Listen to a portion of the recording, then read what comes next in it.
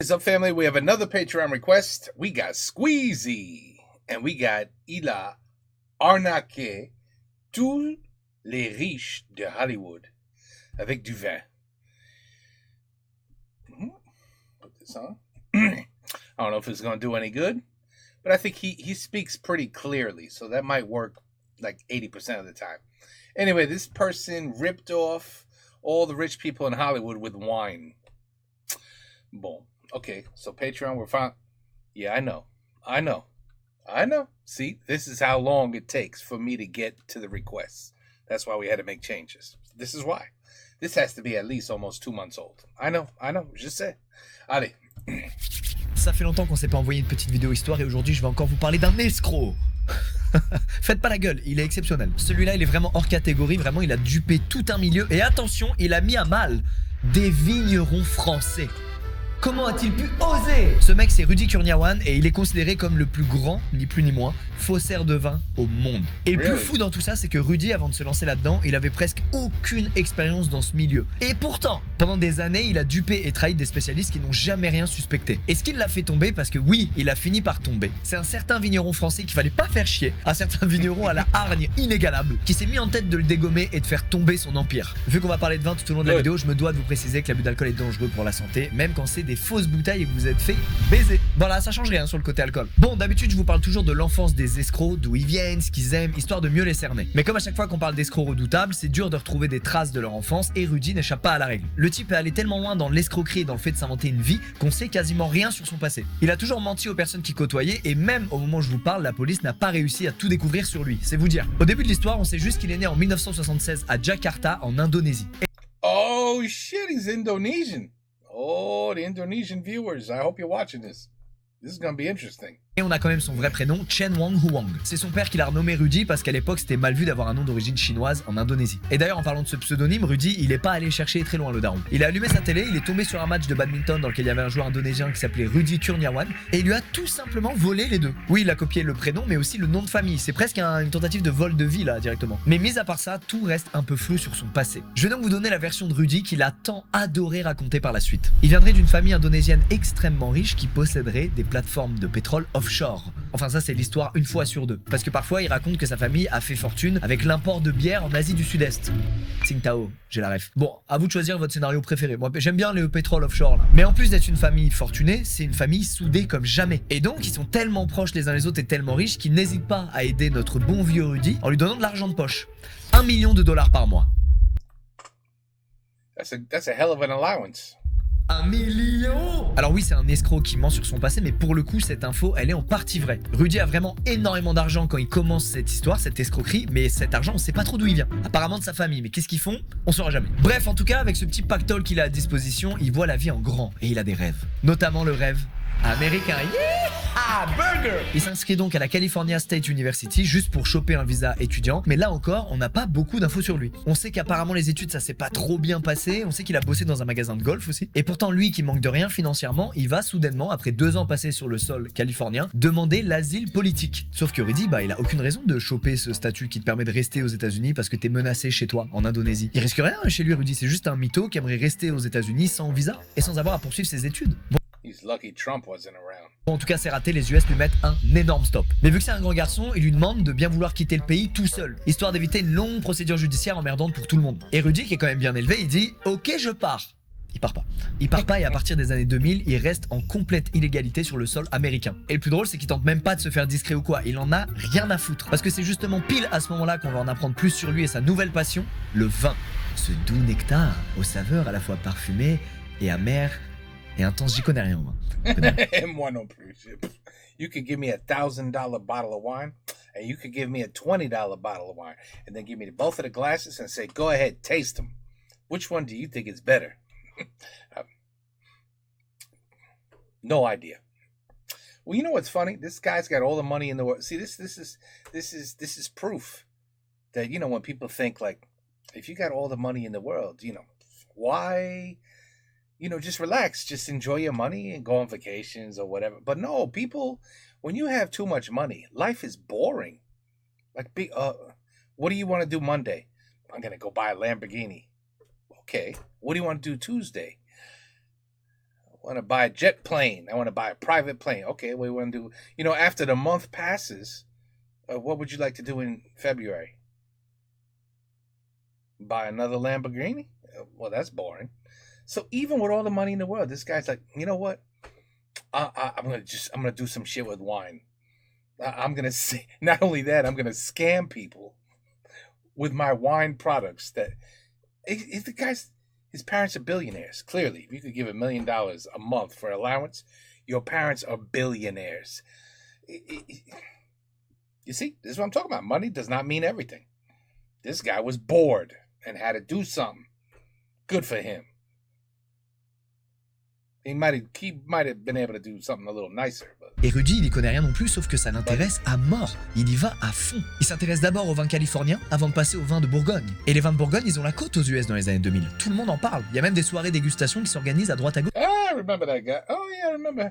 Et ces soirées, ça devient le repère de Rudy. Wow. Il en rate pas une et il tente de s'incruster un peu partout dès qu'il peut. Et vu qu'il a pas mal d'argent, il ramène toujours de belles bouteilles, ce qui le rend très vite, vous vous en doutez, populaire. Et s'il était pas ouf à l'école, en tout cas en ce qui concerne le vin, ça devient un étudiant exemplaire. Il pose des questions à tout le monde, il veut tout savoir à propos du vin, les cépages, l'état des marchés, comment faire pour reconnaître des bonnes bouteilles, comprendre les appellations, bref, ça devient carrément plus qu'une passion, c'est une obsession là. Les gens commencent à l'apprécier, les infos font le tour des soirées mondaines, apparemment ce mec-là a toujours du bon vin avec lui et des super bouteilles, et donc il commence à fréquenter du monde. Des types comme Matt Lichtenberg, le manager de Will Ferrell, immense star à l'époque, et toujours aujourd'hui en vrai. Et l'avantage de côtoyer ces gens-là, c'est que les dîners forcément, ils montent vite en gamme. Il y a de plus en plus de bouteilles prestigieuses au dîner, et ça régale Rudy qui peut donc découvrir de plus en plus de vins. Goût, aspect, après chaque dîner mondain en rentrant chez lui, il note tout sur un carnet. Il vit vin, il dort vin, il pense qu'à ça. Et il va même avoir le droit à un petit pseudo, Dr Conti, en l'honneur de ses bouteilles de vin préférées, les Romanée Conti. Mais il y a un truc cloche quand même avec Rudy, et les gens le remarquent un peu, c'est qu'il est toujours super évasif sur son passé. Il raconte à tout le monde l'histoire des plateformes pétrolières ou de l'import des bières, et des millions que sa famille lui envoie tous les mois, mais rien de plus. Et ses amis là, il l'invite très régulièrement chez eux pour faire des dîners,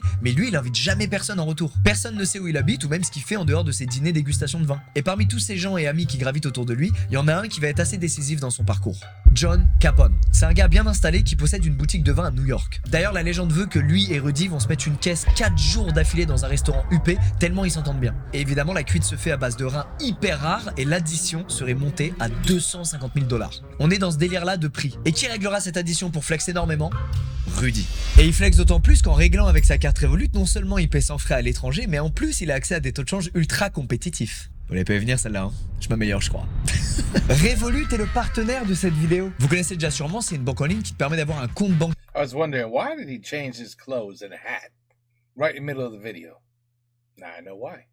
Gratuitement et en moins de 5 minutes. Il y a déjà plus de 50 millions de clients dans le monde et c'est l'application bancaire la plus téléchargée en France, rien que ça. Vous avez le choix entre une carte gratuite standard ou une carte en métal gold comme ça, ou rose, gris, noir, bref, vous choisissez ce que vous voulez. Et vous pouvez la personnaliser comme vous le souhaitez. Vous pouvez télécharger l'application via mon lien en description et obtenir 20 € de bonus d'inscription. Et une personne parmi les inscrites sera tirée au sort et remportera 5 000 €. Niveau avantage, dès que vous faites des achats avec cette carte, vous cumulez des points que vous pouvez derrière transformer en miles auprès de plus de 30 compagnies aériennes différentes. Pour ceux qui... Barcelona. I would go to Barcelona. Love Barcelona. Yeah, I've been there. That's right. aiment épargner, il y a ce qu'il faut sur Revolut. Vous pouvez mettre votre argent sur un compte épargne et toucher des intérêts tous les jours. Et si vous changez d'avis, vous pouvez le retirer instantanément en un clic. Je rappelle que créer un compte c'est gratuit et qu'il n'y a aucune obligation de l'utiliser une fois qu'il est créé. Merci à Revolut d'avoir sponsorisé la vidéo et revenons à ce bon vieux Rudy qui aime tant régler des additions. Il fait pas ça pour rien, il est malin, il fait ça parce qu'il a bien compris que les dîners organisés par John Capone sont avant tout un gros concours de beats. Qui amène les plus belles bouteilles? Qui va payer l'addition? C'est des maxi prouveurs et Rudy il a bien compris ça et veut donc gagner le concours, mais pas à une soirée, à toutes les soirées. Il vient donc à ces dîners avec toujours plus de bouteilles rares et il règle le plus souvent possible l'addition histoire d'impressionner au maximum. Et il y a un petit détail que certains remarquent, c'est qu'à la fin de chaque dîner, il demande toujours au staff de lui donner les bouteilles vides. Et comme il est malin, il leur demande pas de lui donner en main propre, il leur demande de lui envoyer par la poste plus tard. Après chaque soirée, il reçoit donc des dizaines de bouteilles vides qu'il stocke chez lui. En vrai, c'est pas totalement chelou, c'est un truc qui peut se faire quand on passe une excellente soirée. Don't even tell me he refilled the bottles with bullshit wine and sold them for like thousands. And people got... You would fool me. You would fool me. I wouldn't be able to tell the difference. So, damn, that's pretty smart. Qu'on a bu un incroyable vin, on veut garder la bouteille en souvenir, histoire de marquer le coup, mais quand ça devient systématique, c'est quand même bizarre. Quand les gens l'apprennent et qu'ils lui font remarquer, il explique qu'il veut juste faire son propre musée dans son garage. Ok Rudy, amuse-toi bien avec tes bouteilles vides. Donc tu continues de ramener des plaines. En tout cas, si Rudy il a toujours de belles bouteilles, c'est parce qu'il écume toutes les enchères du pays. Il achète constamment les lots les plus chers, les plus rares et il laisse jamais passer une occasion. Faut savoir que quand Rudy il lève la main pour un lot, il continuera de la lever jusqu'à l'obtenir, quitte à lâcher plus d'1 million de dollars par mois dans des enchères de vin selon l'année. Forcément, avec autant d'achats, il se met à constituer un véritable trésor de guerre chez lui, au point où certains commencent à le considérer comme l'homme ayant la plus belle cave au monde, alors que quelques années seulement auparavant, il y connaissait que dalle. Alors Rudy, il pourrait se contenter de tout ça. Ça y est, il a dominé le game, tout le monde le connaît, il a accès aux meilleurs plans de tout le pays, mais non. Rudy, il a pas atteint sa forme finale. Parce que maintenant qu'il a des bouteilles super rares, lui aussi il a envie de se faire un bon gros billet. Et comme il a raflé tous les stocks, il peut les revendre au prix fort. Il contrôle le marché un peu en quelque sorte. Il s'associe donc avec son pote John Capone et ils vont ensemble mettre au point 2 grosses ventes aux enchères en 2006. Et ça va avoir un énorme succès. Sa réputation le précède, tout le monde sait qu'acheter des lots à Rudy, c'est la certitude de mettre la main sur des pièces rarissimes et de bonne qualité. PDG, grand collectionneur, tout le monde veut pouvoir ramener des pièces signées Rudy dans sa cave. Il y a donc plusieurs milliers de bouteilles rares qui sont mises en vente. Plusieurs milliers. Et ça part comme des petits pains. 10 millions de dollars lors de la première séance. 20 People got too much money. People got too much money. 5 millions de dollars lors de la deuxième. C'est des sommes énormes à tel point que c'est un record mondial. Aucune enchère de vin n'avait jamais atteint de tels montants. John et Rudy viennent de tout péter. Avec un tel succès, Rudy empoche un pactole de plusieurs dizaines de millions de dollars. Lui qui était personne dans ce milieu il y a quelques années vient juste de marquer à jamais l'histoire du vin. Et il aime bien le montrer. Déjà de base, il aimait bien flamber avec ses bouteilles là aux soirées. Maintenant, il aime bien flamber tout court. Il achète des fringues de luxe, des Ferrari, une Bugatti et une maison à Bel Air pour 8 millions de dollars. Avec en supplément quelques œuvres d'Andy Warhol. Couronner le tout. Cherry on the cake. Rudy continue d'organiser des dîners de folie dans lesquels il claque des bouteilles de ouf pour régaler tout le monde. Et son nom devient tellement connu que ça y est, il arrive à atteindre plein de célébrités. Hop là, un coup il fait une soirée avec Will Smith, un coup il fait une soirée avec Jackie Chan. D'ailleurs, anecdote, Jackie Chan à la fin d'une des soirées de Rudy se serait levé en criant « Rudy t'es le meilleur » avec une bouteille de Château Pétrus à la main. Alésia, c'est pas au point encore. Bon, ça fait beaucoup là. Il commence enfin à y avoir quelques doutes sur lui. Ça a pris du temps, hein. Déjà, son nom commence à tourner sur certains forums spécialisés en vin, et même si personne n'ose lui en parler en face, cette petite alerte sur internet va mettre la puce à l'oreille de pas mal de ses clients. Et parmi eux se trouve Bill Koch. Fallait pas déconner avec ce mec. C'est un milliardaire qui a une cave impressionnante dans laquelle il y a 4 millions de dollars de bouteilles qui sont signées Rudy. Pas de bol, Bill vient justement de remarquer qu'il a plusieurs bouteilles bidons dans sa cave. Et pour mesurer l'ampleur de la douille, il engage des enquêteurs pour estimer l'ampleur des dégâts dans toute sa cave. Et les enquêteurs, ils déconnent pas. Ils sont hyper solides. Ils envoient plein de bouteilles dans des labos spécialisés pour les examiner en détail. Et ils vont même aller jusqu'à se rendre chez les producteurs français avec leurs bouteilles pour les faire étudier par leurs vignerons. Et parmi toutes les bouteilles qui s'avèrent être des gros fakes, beaucoup viennent de Rudy. Et malheureusement, les preuves, elles continuent à s'accumuler, y compris en public. Par exemple, en 2007, il y a une enchère qui est organisée par Christie's, donc un vrai gros truc d'enchère très connu. Et le lot de Rudy, des Magnum Château Le Pin, est retiré en urgence en last minute. Et c'est le château lui-même qui a sonné l'alarme en voyant le catalogue de l'enchère, parce que les étiquettes des bouteilles collaient pas avec les vraies. Aïe aïe aïe, je croyais que t'étais un expert, Rudy. Alors c'est pas flagrant, c'est des petits détails. Une faute d'orthographe à un mot écrit en minuscule, une impression pas tout à fait au bon endroit, mais en tout cas ça suffit à confirmer que c'est bel et bien des fausses bouteilles. Oui, absolutely. Alors comment est Rudy face à tout ça ? Mais il est pas du tout inquiet. Il sait que dans ce milieu, se faire douiller, ça arrive. Et du coup, il sait que les gens vont pas remettre la faute directement sur lui, mais sur des vendeurs qui ont dû le berner. Pour le moment, il se justifie en accusant la malchance. Et c'est vrai, même si c'est un boss, il peut pas éviter toutes les douilles, ce pauvre Rudy. Le pauvre Rudy. Quel chien. Le problème, c'est que les preuves continuent de pleuvoir, vraiment. Et le directeur d'une autre grosse maison d'enchères se prend une clim en se penchant sur son cas. Il voit que Rudy a vendu 8 Magnum Lafleur de 1947 dans une enchère précédente, sauf que la maison en a produit que 5 dans le monde entier. Enfin bon, là aussi il a dû se faire berner Rudy, putain, oh là là, c'est vraiment pas de chance. C'est dingue tous ces scammers qui naissent dans le milieu là. Prends soin de toi Rudy, fais attention. Sauf que là, il y a tellement de preuves que ça va créer un petit mouvement de panique. On parle de bouteilles qui se vendent à des prix exorbitants, donc il y a de plus en plus de clients qui ont peur de s'être fait douiller, qui vont commencer à mener des enquêtes de leur côté, et beaucoup d'entre eux vont demander aux maisons d'enchères de les rembourser. Et ces maisons de vente, comme leur réputation est en jeu, elles hésitent pas, elles remboursent les clients sans broncher, avant de se tourner vers Rudy pour exiger un remboursement de sa part. Mais rappelez-vous Rudy, la Féfé, la Villa, la Bugatti, le display set de base Pokémon, faut les financer tout ça. Sauf que là, son robinet d'argent infini, ça marche plus. Mais il a ses parents, c'est alright. Il a ses parents. Se trouve donc à faire des crédits à droite à gauche pour rembourser les bouteilles quand on lui demande. Et les gars, là on parle pas de petites dettes, hein. Ses créanciers lui demandent 11 millions de dollars. That's 11 months of allowance, no big deal. Gros coup dur donc pour Rudy qui doit faire de plus en plus d'argent de plus en plus vite. Et pour ça, il va y aller au culot. C'est parti pour vendre des bouteilles encore plus rares et encore plus chères. Parmi lesquelles vous trouverez des bouteilles du domaine Ponceau datant de 1945 à 1971. Un lot donc qui pourrait partir à plus d'1 million de dollars s'il trouve preneur. D'autant plus que toutes les bouteilles ont une appellation Grand Cru Clos Saint-Denis et ça impressionne vraiment beaucoup de monde. Et malgré les rumeurs naissantes autour de Rudy, le lot est tellement exceptionnel que beaucoup sont prêts à craquer le portefeuille. Mais savez-vous qui n'est pas impressionné par ce lot? My Frenchie, Laurent Ponceau. C'est un des boss de la maison Ponceau. Lui, c'est très bien que cette fameuse appellation qui fait tant rêver, Clos Saint-Denis, il l'a jamais commercialisée avant 1982. Avant cette date, c'est simple, ils avaient même pas les vignes nécessaires pour fabriquer ce vin. Donc la bouteille de 1945, là, elle est sûrement top, hein, mais c'est un bon gros fake. Désolé Rudy, t'es encore grillé. Et là où c'est génial, c'est que Laurent, c'est un putain de crack. Laurent, ça devient inspecteur gadget. Il va pas s'arrêter là. Hop là, gogo gadget à l'avion, Laurent se rend directement à New York dans la salle d'enchères. Et pendant que tout le monde se bat pour choper les stocks de Rudy, lui il débarque et il demande à ce que tous les stocks soient retirés de la vente. Et là, autant vous dire que ça sent très mauvais pour Rudy. Il vient de se faire humilier en direct live, en pleine vente aux enchères, par le vigneron qu'il essayait de niquer. Et écoutez, la stat est monstrueuse. Après analyse de son lot, sur plus de 100 bouteilles, une seule était vraie.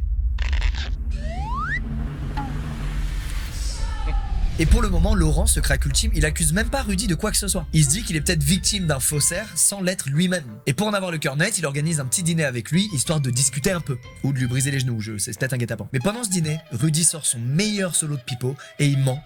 Comme à chaque fois que quelqu'un essaie de creuser sur sa vie. Il dit qu'un vendeur a certainement dû l'arnaquer malgré toutes les précautions qu'il prend, qu'en plus il sait super bien identifier les contrefaçons habituellement, donc c'est vraiment pas de bol, que l'escroc doit être vraiment super bon. S'il te plaît Laurent, fous-moi la paix. Et Laurent, on la lui fait pas. Il continue de croire à cette version, c'est vraiment un bon. Il demande juste à Rudy de lui donner le nom du vendeur pour qu'il puisse remonter à la source. Et en plus en vrai ça permettrait d'innocenter carrément Rudy, donc là tout le monde serait gagnant. Sauf que Rudy bafouille, messieurs dames. Le pipeau n'est plus trop accordé. Il lui dit qu'il commande beaucoup de vin et que du coup il connaît des tas de fournisseurs et qu'il faut qu'il retrouve lequel c'était, mais que c'est complicado parce que c'est... Le dîner se finit sur ça, mais Laurent lâche pas l'affaire. Il le bombarde de mails dans les jours qui suivent pour en savoir plus. Et ça porte ses fruits puisque Rudy finit par craquer, par lui donner le nom du vendeur. Un certain riche indonésien spécialisé dans le vin qui s'appellerait Pak Endra. Et il lui donne également 2 numéros de téléphone pour qu'il puisse le joindre. Mais là encore, tout est mytho. Déjà parce que Laurent découvre que Pak Endra c'est littéralement l'équivalent de Monsieur Dupont en indonésien. Donc Rudy il a probablement juste choisi un nom au pif et il était pas très inspiré, comme son père à l'époque. Et ensuite parce que les 2 numéros qu'il lui a donnés, ils sont foireux. Le premier il redirige vers une compagnie aérienne indonésienne et le deuxième vers un fax. Mais Laurent frérot, il lâche rien. Il refuse de se faire niquer comme ça par Rudy et il veut le fin mot de l'histoire, il veut savoir d'où sortent les fausses bouteilles de sa vigne. Alors il continue son enquête et gogo gadget à l'avion, cette fois direction Singapour. Il va là-bas parce que c'est en Asie et que sur place il y a une immense communauté d'amateurs de vin. Et puis Laurent il commence à enquêter sur Rudy directement et il demande aux gens s'ils connaissent la famille Kurniawan. Parce que si c'est vraiment une famille ultra riche qui a des plateformes pétrolières ou qui importe énormément d'alcool en Asie, le nom il devrait parler aux gens. Sauf Oh shit, don't tell me he lied about his parents too. que là encore, personne connaît. Laurent reprend l'avion pour poursuivre son enquête, cette fois direction Jakarta en Indonésie. No, this guy is like... Imagine if the police actually worked like this today. You know, a lot of people get caught. They put this much effort. Place, il arrive à retrouver une école où aurait étudié Rudy et il arrive à obtenir des infos sur son passé. Il découvre son véritable nom d'origine chinoise, mais aussi son ancienne adresse de résidence en Malaisie, dans un village complètement paumé. Laurent reprend l'avion pour s'y rendre, c'est l'enquête qui a rapporté le plus de miles ever, je pense. Il se rend à la fameuse adresse et il tombe sur une station-service qui paie pas de mine. Rien donc qui semble coller avec cette histoire de famille extrêmement fortunée. Il apprend que la station appartient plus du tout à la famille de Rudy et la rumeur court que les anciens proprios vivraient maintenant dans une villa luxueuse de la capitale après que leur fils ait fait fortune aux États-Unis. En tout cas, bravo Laurent, t'as réussi à suffisamment remonter sa trace pour pouvoir prouver au monde entier qu'il ment sur son passé et qu'il a probablement des trucs à se reprocher. À partir de là, pour Lolo, il n'y a plus aucun doute, Rudy est un escroc et arnaque volontairement tous ses clients depuis des années. Il retourne donc aux États-Unis, il l'invite à nouveau à dîner pour lui donner les conclusions de son enquête, parce que ça y est, il sait tout. Et là, move très drôle de Rudy, à ce dîner, il va ramener 2 bouteilles Ponceau, donc 2 bouteilles de Laurent. Et il lui dit que l'une des 2 est vraie, mais que l'autre est fausse. Comme s'il voulait se foutre de sa gueule. Le move est désastreux. Laurent lui dit droit dans les yeux qu'il sait tout, avant de quitter la table, bien remonté. Rudy de son côté s'en fout parce qu'une fois de plus il pense qu'il n'y a rien à craindre. Sauf qu'il y a beaucoup d'autres choses à craindre, notamment la plupart des clients qu'il a arnaqués et qui se mettent tous à porter plainte contre lui. Et parmi eux d'ailleurs se trouve le fameux Bill Koch, le milliardaire là, qui a monté un énorme dossier contre lui. Il y a tellement de preuves contre Rudy que c'est le FBI qui prend le relais. Ils épluchent son dossier et déjà direct ils se rendent compte que ce mec n'a rien à faire aux US puisqu'il avait obligation de quitter le territoire en 2003 à cause de, souvenez-vous, cette histoire de visa. Il découvre aussi qu'il est endetté à mort et que donc il y a bel et bien quelque chose de louche derrière cette histoire. Et comme Laurent Laurent a déjà fait une bonne partie de l'enquête sur son temps personnel. Le FBI prend contact avec lui pour qu'il les aiguille sur ce monde du vin qui est très obscur à leurs yeux. Le FBI va également avoir une piste solide pour expliquer l'étonnante fortune de Rudy. Parce que oui, rappelez-vous, avant de s'enrichir avec ses fausses bouteilles, Rudy avait quand même les moyens d'en acheter des vrais. D'après la police, 2 oncles de Rudy seraient hyper connus en Indonésie pour avoir détourné des centaines de millions de dollars. Les autorités indonésiennes n'auraient pas réussi à remettre la main sur la fortune qu'ils ont volée, et donc toute la famille en aurait bien profité, y compris Rudy qui serait allé claquer ça dans des bouteilles de vin rares aux États-Unis. En tout cas, ça y est, les preuves sont accablantes, il est donc temps pour les enquêteurs d'aller le choper pour élucider définitivement tout ça. Le 8 mars 2012, au petit matin donc, devant la villa de Rudy, il y a le FBI qui toque. Les policiers rentrent dans la villa et là, ils en croient pas à leurs yeux. Ils découvrent dans la maison des centaines de bouteilles de vin éparpillées partout. Ils découvrent aussi des formules chimiques écrites partout sur des calepins, une boucheuse professionnelle, et c'est la maison tout entière qui est plongée à une température de 15 degrés, température donc idéale pour conserver le vin. On dirait bien que la villa luxueuse de Rudy soit en fait l'atelier rêvé de tout faussaire. Et parmi les fausses bouteilles de vin prestigieux qui traînent, les enquêteurs y trouvent aussi de véritables bouteilles de vin californiens dégueulasses. Parce que Rudy, à force d'aller à ses soirées mondaines et de goûter des tas de vraies bouteilles de vin rares, il a fini par réussir à reproduire leur goût à 99% en mélangeant plusieurs vins, dont de la piquette.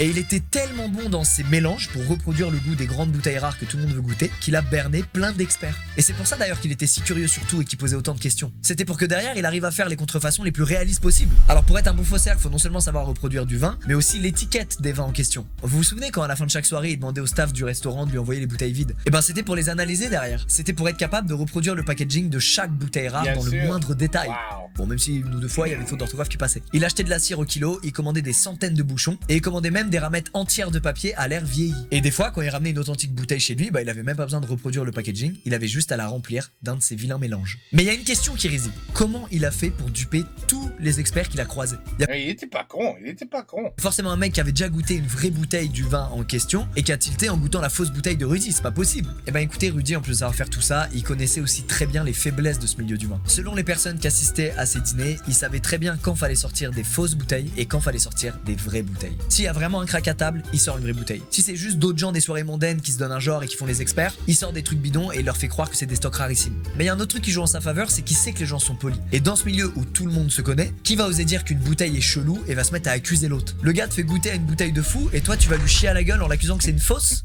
Personne n'oserait faire ça. Hein. Les risques sont trop grands, tu risques de te brouiller avec les gens et encore plus si tu te trompes. Et ça c'est sans compter sur le game des vieux vins au global. Tout le monde sait que même un grand cru, un vin exceptionnel, bah avec le temps il peut être bouchonné. C'est-à-dire qu'on y retrouve un goût pas ouf et indésirable. Donc quand la bouteille est pas folle, on accuse pas Rudy, on accuse juste la malchance. Et vu que les vins que Rudy ramène à ses soirées sont méga rares, bah il y a vraiment très peu de gens qui ont eu la chance d'en goûter avant ça dans leur vie. Donc c'est difficile de comparer et de juger pour savoir si c'est un vrai ou pas. Bref, dans le milieu, tout joue en sa faveur et il le sait très bien. Mais maintenant que le FBI découvre tout ça, il est cuit. Les flics l'embarquent et ils le placent même en détention provisoire par peur qu'il arrive à fuir le pays grâce à son réseau. C'est évidemment un énorme choc dans les communautés qu'il fréquentait dans le monde du vin à Hollywood, au point où ses amis, une partie de ses clients et même beaucoup d'autres personnes restent convaincus qu'il y a un malentendu, qu'il y a un quiproquo. C'est horrible comment on connaît jamais vraiment les gens. Y compris moi.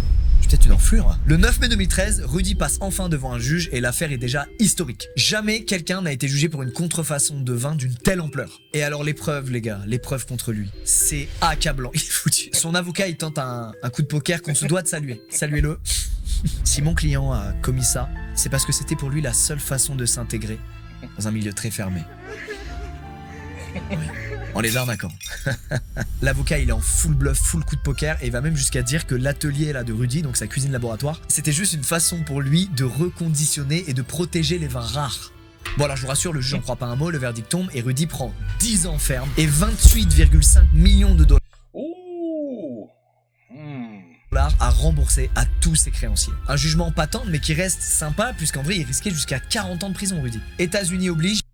Il faut donc un peu de spectacle, c'est des showman. Il y a une cargaison de vin signé Rudy qui est ramenée dans une décharge dans laquelle plein de fans de vin éclatent tout dans une benne pour prouver que ces bouteilles ne pourront plus jamais nuire au marché. Pour autant, est-ce que c'est vrai? Non. C'est une petite goutte d'eau qui est très loin de résoudre le problème. Parce que des ventes de bouteilles, Rudy, il en a fait tellement. Et la plupart des clients, ils les boivent pas, ils les mettent dans leur cave. On estime à plus de 10 000 le nombre de ces bouteilles frauduleuses qui restent encore en circulation. Oh my god, really? Aujourd'hui, dans des caves d'experts et de collectionneurs. Au moment où on se parle là, à la fin de cette vidéo, il y a plein de gars qui pensent avoir un vin de fou dans leur cave, mais they don't got shit. C'est un vin signé Rudy. Et il y a aussi un autre phénomène après toute cette enquête, c'est ceux qui sont dans le déni et qui maintiennent que eux, la bouteille qu'ils ont achetée à Rudy, bah c'est l'une des rares vraies bouteilles. Elle est pas fausse, ils se sont pas fait baiser. Alors l'histoire de Rudy s'arrête pas là, parce qu'en 2021, il sort de prison après avoir purgé sa peine avec une remise de de 2 ans pour bon comportement. Il est immédiatement expulsé en Indonésie à cause de cette histoire de visa, là où il va devoir donc refaire sa vie. Mais au lieu d'éviter les conneries et de rester sous les radars, comme c'est souvent le cas, Rudy a une nouvelle idée brillante. Il veut se refaire dans ce qu'il sait faire de mieux, trafiquer du vin. Mais attention, il a un concept. Il organise des soirées mondaines où les gens peuvent venir goûter une vraie et une fausse bouteille de grand vin, fabriquée par ses soins, le meilleur faussaire du monde. Évidemment, les invités doivent deviner laquelle est la vraie et laquelle est la fausse dans un espèce de grand blind test de luxe. Le mec arrive donc à refaire des dîners prestigieux et à attirer même des célébrités de la région qui sont prêtes à payer cher ce faussaire si célèbre. En gros, il fait comme avant, sauf que cette fois, c'est assumé. Mais d'après Laurent, Rudy, il est pas si con. Ce serait de nouveau une big arnaque, mais cette fois dans l'autre sens. Selon lui, il n'y aurait pas de fausses bouteilles, il n'y aurait pas de contrefaçon, mais il y aurait juste bel et bien 2 vraies bouteilles légitimes à chaque fois. Ça lui permet 2 trucs, déjà éviter d'être poursuivi de nouveau pour faussaire, et en plus ça entretient sa légende de faussaire le plus fort du monde, puisqu'il prétend que l'une des 2 vraies bouteilles est une fausse qu'il a fait lui-même. Alors il baise encore les gens, c'est malheureux, mais en vrai c'est hyper smart. Il est fort pour rebondir. Pourquoi il met pas juste son talent au service d'un truc pas illégal? Ça me rend... Wait, I'm thinking the exact same thing. The guy is smart as shit. I mean, so damn smart. Knows how to get around things. Is definitely a people person. I mean, you could have made millions if all you care about is money. He could have made millions doing something legally. But I guess that's not exciting enough. It's not exciting if it's legal. On fout. En tout cas, c'est ici que s'achève l'histoire improbable de Rudy, qui aura réussi à infiltrer un milieu très huppé en arnaquant tout le monde année après année. Et je repense à ce que je disais, il aurait pu mettre son talent au service d'un truc pas illégal, mais en plus au-delà de ça, il commence pas la vie avec rien. Le mec, ses parents lui donnent des millions tous les mois. Et oui, I mean, ouais, je comprends pas. Some people are just weird. Il aurait juste pu kiffer sa vie dans son coin, en totale légalité. Mais But see, that would have been boring, Squeezie. That's what I tried to say in the beginning of the video. Ça c'est chiant. Big deal, it's boring. Et non. Alors Rudy est un très bon faussaire, mais il reste quand même pas mal de zones d'ombre dans toute cette histoire. Il y a beaucoup de spécialistes qui sont persuadés que Rudy, il aurait jamais pu réussir à faire tout ça seul. Autant de bouteilles contrefaites à son échelle, ça aurait nécessité beaucoup trop de moyens humains. Donc c'est pas impossible qu'il ait eu des complices, dont certains avaient des entrepôts pour stocker toutes les bouteilles, et qu'en fait derrière ça, il y a un véritable réseau beaucoup plus complexe que prévu. En tout cas, l'enquête est jamais allée au-delà de son propre cas et on saura donc jamais toute la vérité sur cette affaire. Ce qu'il faut retenir, c'est que le MVP de cette histoire, c'est Laurent. Voilà, je suis fan de ce mec. Yeah, me too, man. Holy crap. Laurent wasn't fooling around. Si jamais l'histoire vous a plu et que vous voulez en savoir plus, sachez qu'il y a un documentaire qui existe, ça s'appelle Sour Grapes, ça dure je crois un peu plus d'1h30. Je sais pas où il est diffusé, mais je sais qu'on y retrouve Laurent en interview et ça pour le moral, ça donne un coup de boost. Merci d'avoir regardé la vidéo et à très vite. Il est temps de câliner Jumbo. Oui. That's a good one. Smart. Interesting little story there. What you got to say about that, Indonesia? What you got to say about Rudy? Indonesia. I thought you guys were some nice people, but that's not, I'm just messing with you. Of course you're nice people. Everybody's always smiling, always happy, because everybody's stealing wine, and they're drunk.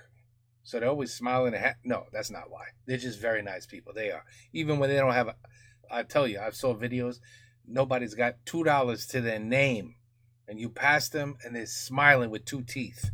They're smiling, they're happy, they don't give a shit. It's a kind of human that I just can't understand. If I had 2 teeth and $2, I'd be crying. But no, these people they're smiling, they're happy. Like, hey, we got some bread for dinner, whatever. So, I understand no, I don't understand nothing with him because he's already a billionaire. I mean, whatever. He's a millionaire. In 1 month, he's a millionaire. But every month to have $1 million? And the best thing you could come up with is, how can I scam people by selling them wine? That is so weird. He could have started his own wine company. He could have did all the research, find out how to make the greatest wine, have experts taste it and go, ça c'est la merde, ça c'est dégueulasse, ça c'est bon celui-là. That's it. Learn, create, market, sell. He could have turned his millions into billions legally by learning legally about wine and how to sell it, how to buy it, how to make it. I don't know. I guess, like I said, it's too boring. It's too boring doing it that way. a little excitement when you know you're screwing somebody. There's a little excitement to it, maybe. C'est pas? Bon. Anyway, Squeezy is a wonderful storyteller. Absolutely. Wonderful storyteller. And voila, now we learned about poor Rudy in Indonesia. Came to the United States. He's lucky. I'm telling you, he's lucky. It must have been Obama or Biden or somebody, because it wasn't Trump. So he was able to hang out here for, I don't even know, between 6 and 8 years. No, 2021, and he was in here for a while. And then went to jail and got deported. And then said, you know what? I learned my lesson. I got to be smarter about the way I screw people making wine. I have to do this the right way. And went right back to it. Right back to it. Some people. Crazy. Some people are just very interesting cats, aren't they? All right, anyway. But finally. I know the Patreon's like, oh, enfin. C'est des mois j'attends. Yeah, I know. I'm sorry. I'm just one person with a stupid job that takes up 90% of my time. This is chiant, je sais. Okay. Hope you had fun. Great story. Money doesn't mean everything. I'm telling you, it doesn't. It might help. But it's not everything. It's not happiness. Clearly, the guy wasn't happy until he screwed somebody out of their wine. That's what made him happy. It wasn't the money. It was how can I screw people into thinking that I'm amazing when I'm not. When, like Squeezy said, $1 million a month, you could just be quiet and enjoy the rest of your life in peace. Take a vacation every single month. I don't know. But no, for some people, that's not exciting. Take care. Peace out. À la prochaine.